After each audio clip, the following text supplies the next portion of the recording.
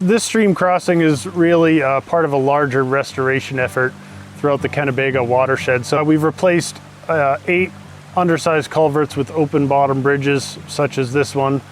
And we've also conducted chop and drops with Trout Unlimited. So that's adding wood back into streams. So it's a lot of different moving parts to come together. We also practice sustainable forest management, observe 250-foot no-cut buffers in all these streams, and practice sustainable forest management. My name is Jason Latham. I'm the conservation biologist with the Rangeley Lakes Heritage Trust. The primary goal of this project is to really reconnect habitat which has essentially been fragmented by these undersized culverts. Who knows when the last time brook trout have been able to swim upstream from this bridge location. However old that culvert is, I don't know. It looks at least 20 years old. Before we began this bridge project, there was a 4-foot corrugated steel culvert that came out to right about here, and it was perched probably 1.5 feet, 2 feet above the surface of the stream, so it was a barrier for aquatic organism passage, including brook trout. To start off this project, we excavated 9 feet down below this block. We laid 1.75 feet stone, and then we dumped in a lot of large angular riprap all along this whole abutment so that it's resilient during larger storms. And then what we do is sprinkle over some smaller diameter stone which fills in all those gaps in the riprap, and then we actually sprinkle gravel from the site here in there and wash it in with a hose just to fill all of those voids, wash all those fine sediments so that we have no gaps. Otherwise, when we release the stream back into our newly built stream bed, what happens is water will infiltrate into the abutments and not actually stay on top like you see in the stream bed now.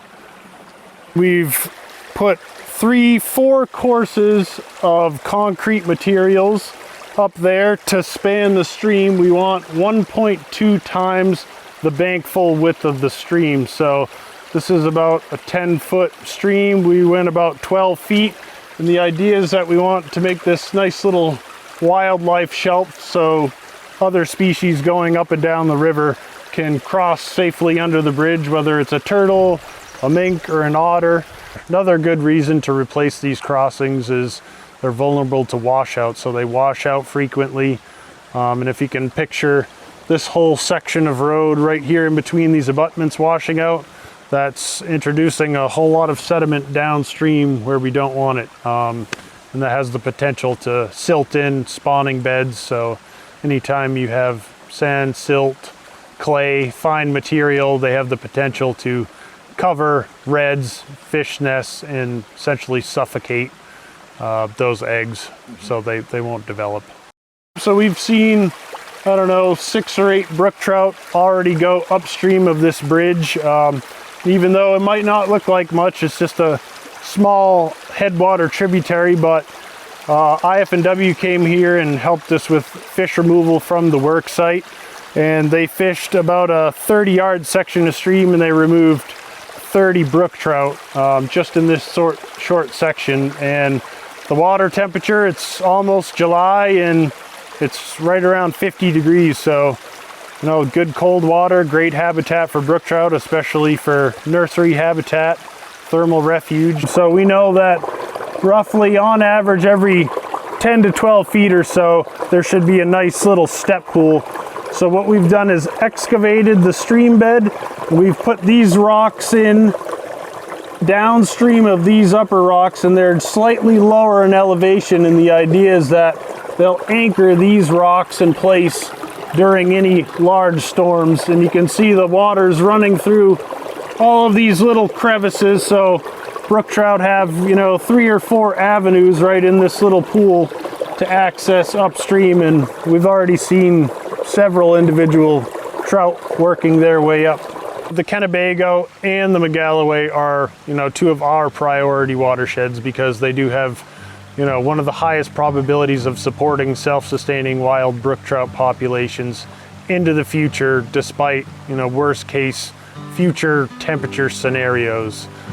So once we close on the McGalloway project, 78,000 acres, I've looked at some of the culvert data, and there's at least 50 culverts that could and should be replaced. So we're gearing up for that, applying to more grants, and hopefully in the next year or two get moving and start planning some more restoration efforts over there. You'd be surprised at how many people you have to coordinate with to close down a road out in the middle of the woods. So I had to talk to the Warden Service, Border Patrol, all the Maine Department of Inland Fisheries and Wildlife, fisheries staff, wildlife staff, abutting landowners who are commercial timberland owners. So you've got to make sure that these projects and the road closures line up with their harvest schedules. So I like to give them at least 6 months in advance to plan these closures out. And of course, there's other people who want to get up here fishing. We conserve this, we own this road, we conserve this land, so public access is one of our priorities. So, this is really fulfilling our commitment to community conservation by keeping our land accessible too. The pattern you see a lot on these backcountry roads is that they'll wash out, and if the timber company or whoever owns that land isn't going to go in there for another 15 to 20 years, they won't repair the crossing and the road's closed. The designs for the bridges were done by engineers locally. Deergo Bridge Company manufactures the concrete materials in Maine, and the local contractors. So it's really kind of creating this micro economy surrounding these bridge projects. It's nice to be able to find rewarding work, as a profession, and as much planning and logistics and permitting goes into this. The results are immediate. Once we pulled that lower block net, removed this culvert, and we have our nice step pools here, there were brook trout moving upstream within 2 minutes of removing the net. So, you get instant results.